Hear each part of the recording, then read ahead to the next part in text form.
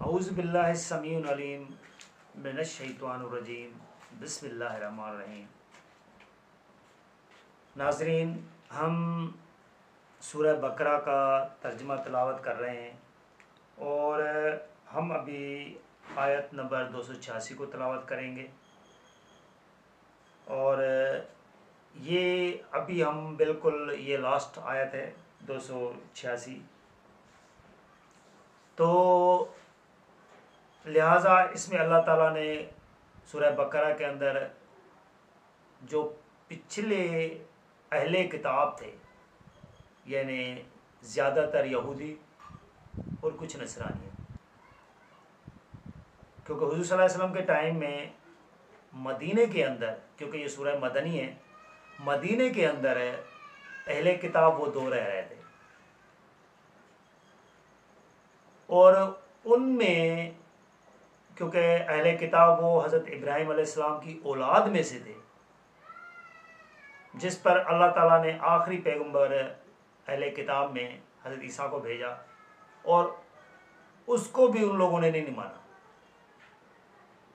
کیونکہ آپ کے بات علم ہونا چاہیے، جو حق بولتا ہے نا تو اس کے ساتھ تھوڑے لوگ ہوتے ہیں، جو حق نہیں ہوتا اس پہ آپ ڈھیروں بندے ملیں گے آپ کو۔ جس طرح آج کے مسلمانوں بھی جو رسمیں ہیں نا، تو دنیاوی رسمیں، اس میں دیکھو کہ ان کو دینی رسموں میں شامل کیا ہوتا ہے، اور اکثر لوگ اسی طرح پھر رہے ہوتے ہیں، اور یہی حوالہ دیا جاتا ہے کہ یہ اتنے لوگ جو ہیں نا یہ سارے گمراہ ہیں۔ ہاں بالکل، میں ڈنکے کی چوٹ پہ کہوں گا کہ یہ سارے گمراہ ہیں، کیونکہ قرآن خود بتاتا ہے کہ اکثر لوگ جہنمی ہیں، اکثر لوگ گمراہ ہیں، اکثر لوگ حق کی بات کو نہیں مانتے، اور جو اکثریت ہے نا یہ حق کو بات کو نہیں مانتے۔ تو یہودیوں نے بھی جب حضرت عیسیٰ علیہ السلام نے دعوت پیش کی تو حضرت عیسیٰ علیہ السلام کو چند حواریوں نے مانا تھا، باقی حضرت عیسیٰ علیہ السلام کو کسی نے نہیں مانا، حتیٰ کہ انہوں نے حضرت عیسیٰ علیہ السلام کی جو ہے نا کا یہ بھی بنایا کہ اس کو جو ہے نا وہ مار دو۔ پھر اللہ تعالیٰ نے جو ہے نا، میں آگے آیت جو آل عمران آ رہی ہے اس میں بھی آپ کو بتاؤں گا کہ جس پہ اللہ تعالیٰ نے کیا پھر ان کو ارشاد فرمایا، لیکن وہ انہوں نے سارا کچھ پلاننگ کی ہوئی تھی۔ تو جب وہ رہ رہے تھے تو اللہ تعالیٰ نے ان کو جو انعامات کیے تھے، پھر ان کی جو کارستانیاں تھی جو نہیں مان رہے تھے، پھر اس پہ جو عذاب بھی اللہ تعالیٰ نے نازل کیا تھا، وہ ساری چیزیں اللہ تعالیٰ نے بتائی اور ایمان والوں کو بتایا کہ آپ لوگ ایسے نہ کریں، کیونکہ بتانے کا مقصد یہ ہے اللہ تعالیٰ کا کہ یہ اس طرح ہوا ہے۔ اس طرح حضرت آدم علیہ السلام کی غلطی بتا کے اللہ تعالیٰ کے بتا رہے ہیں کہ شیطان آپ کا دشمن ہے، اس کو دشمن ہی سمجھو،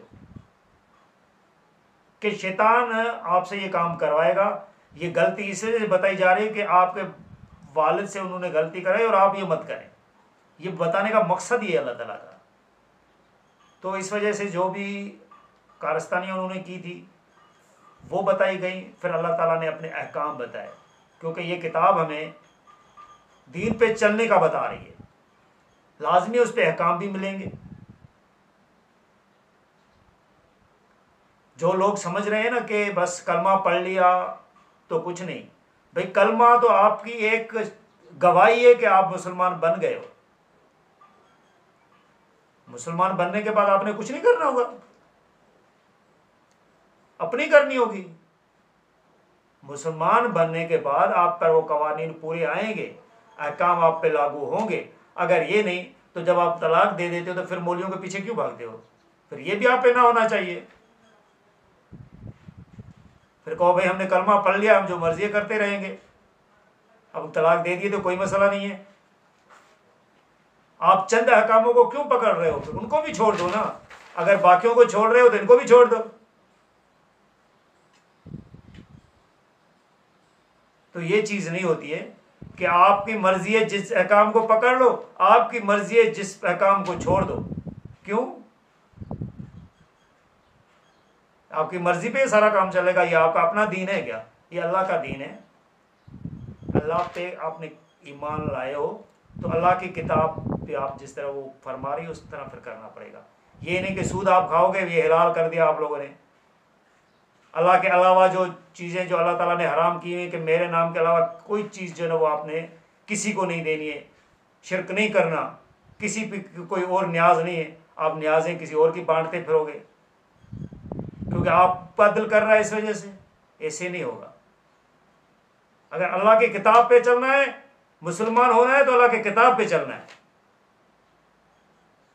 ورنہ آپ ان مشرکوں کی طرح کریں جس طرح حضور صلی اللہ علیہ وسلم کے ٹائم پہ مکے کے مشرک کر رہے تھے کہ بھئی ہم نے ماننا ہی نہیں ہے. پھر یا تو پھر ڈنکے کی چوٹ پہ کہو کہ ہم نہیں ہیں, مت مانو. اگر ماننا ہے تو کتاب پہ چلنا ہے. تو لہٰذا ہم وہ آیت ابھی تلاوت کر رہے ہیں, نہیں ذمہ داری کا بوجھ ڈالتا اللہ کسی پر, اس لیے کہ وہ نیکی جو اس نے کمائی اور اسی پر ہے وبال اور اس کی کمائی کا, یعنی نیکی جتنی کی ہے اس کا ہی بدلہ ہم نے اس کو اتنا ہی دینا ہے قیامت کے دن, اور جو اس نے بدی کمائی ہے اس کا وبال بھی اس کو اتنا ہی ملے گا. یہی قوت برداشت کا حساب بتا رہے ہیں قیامت کے دن کا, کہ آپ نے قیامت کے دن جب حساب کتاب ہوگا تو ہم کسی پر زیادہ بوجھ نہیں ڈالیں گے, اتنا ہی بوجھ ڈالیں گے. مثلا جتنی جو نیکی کی ہوگی اس کا اتنا اس کو اجر دے دیں گے, جس نے جتنی بدی کی ہوگی اس کا وبال اس کو اتنا ہی ملے گا. یہ نہیں کہ اس کو وبال ہم زیادہ دے دیں گے. ابھی آپ پہ منحصر ہے کہ آپ کتنی قوت برداشت رکھ سکتے ہو. جتنی قوت برداشت رکھ سکتے ہو اتنے وبال کرو, اور جتنی آپ نیکیاں کما سکتے ہو اتنی کماؤ. یہ آپ پر منحصر ہے. وہ اللہ تعالیٰ بوجھ بتا رہا ہے کہ ہم کسی اور پر زیادہ بوجھ نہیں ڈالیں گے. پھر اللہ تعالیٰ فرما رہے ہیں کہ کہو اے میرے رب نا مواخذہ کیجیو اگر بھول یا چوک ہو جائے ہم سے. یعنی پھر اللہ تعالیٰ ہمیں دعا سکھا رہے ہیں کہ یہ دعا کریں, یا اللہ اگر ہم سے کوئی بھول چوک ہو جائے تو ہمیں اسے پکڑنا نہیں, ہمیں ہماری خطا کو معاف کر دینا. دیکھیں اس پہ کوئی کسی کا واسطہ ہے؟ جو آپ واسطہ کہہ رہے ہو نا, واسطہ واسطہ واسطہ واسطہ ہم دے رہے ہیں, واسطہ واسطہ کی جو آپ نے رٹ لگائی ہوئی ہے, کسی دعا کے اندر جو قرآن شریف میں بتائی ہوئی ہے کسی میں واسطہ ڈالا گیا ہو اللہ تعالیٰ نے. اللہ تعالیٰ کو واسطہ دے ہی نہیں سکتے. اس وجہ سے نہیں دے سکتے کہ اللہ کی ذات واسطے سے اونچی ہے. واسطہ دے کے اپنے واسطے والے کو اونچا کرنا ہے, اللہ کی ذات نیچی ہو جائے گی. اللہ کی ذات نے کبھی کسی کا واسطہ نہیں بتایا ہے. یہ آپ کو کسی نے غلط بتایا ہے کہ اللہ تعالیٰ نے حضور صلی اللہ علیہ وسلم کے لیے دنیا تخلیق کی تھی. پورا قرآن ڈھنڈول ڈھنڈول کے آپ تھک جائیں گے, کہیں بھی آپ کو یہ آیت ایک بھی نہیں ملے گی کہ حضور صلی اللہ علیہ وسلم کی وجہ سے اللہ تعالیٰ نے پوری کائنات تخلیق کی ہے. اللہ تعالیٰ نے جو تخلیق کی ہے دنیا وہی بتایا ہے کہ ہم نے آزمانے کے لیے پیدا کیا تھا. پھر اللہ تعالیٰ نے فرشتوں سے سجدہ کروایا ہے, اس کی بھی وجہ بتائی ہے کہ میں نے سجدہ کیوں کروایا تھا, کیونکہ ایک ایک بات کی بات وہ وجہ سب کچھ قرآن کے اندر ہے. اگر آپ کو یہ ویڈیو اچھی طرح دیکھیں گے تو آپ کو ہر چیز ملے گی انشاءاللہ. پھر آپ کی مرضی, آپ سمجھیں یا نہ سمجھیں. تو اس طرح کے بوسیدہ اور غلط عقائدوں کو اپنے ذہن میں مت بٹھائیں. یہ ایمان ہے, یہ عقیدے جو ہے نا یہ ایمان کا حصہ ہوتی ہے, اور یہ آپ کو غلط ٹریک پہ بھی چلا سکتے, صحیح ٹریک پہ بھی چلا سکتا ہے. پھر دعا آگے چلتی ہے کہ اے ہمارے رب نہ ڈالیو ہم پر بھاری بوجھ جیسا کہ ڈالا تھا تو نے ان لوگوں پر جو ہم سے پہلے تھے. یعنی ایسا بوجھ ہم پر نہ ڈالیں جو ہم اٹھا نہ سکیں, اور وہ بوجھ جو ہم سے پہلے اہل کتاب پہ ڈالا تھا, کیونکہ اہل کتاب نے کوشچن پہ کوشچن اللہ تعالیٰ کے جو احکامات ہیں اس پہ پھر وہ انہوں نے ہچیاں نکال رہے تھے. تو آپ یہ ایسے مت کریں تو اللہ تعالیٰ آپ پر بھی بھاری بوجھ نہ ڈالے گا. پھر آگے اللہ تعالیٰ فرما رہے ہیں نہ اٹھائیو ہم سے ایسا بار نہ ہو طاقت ہم میں سے جس کی. یعنی ہم سے ایسا بار نہ اٹھانا کہ جس کو ہم اٹھا نہ سکیں. یہ بھی ہم دعا میں مانگ رہے ہیں.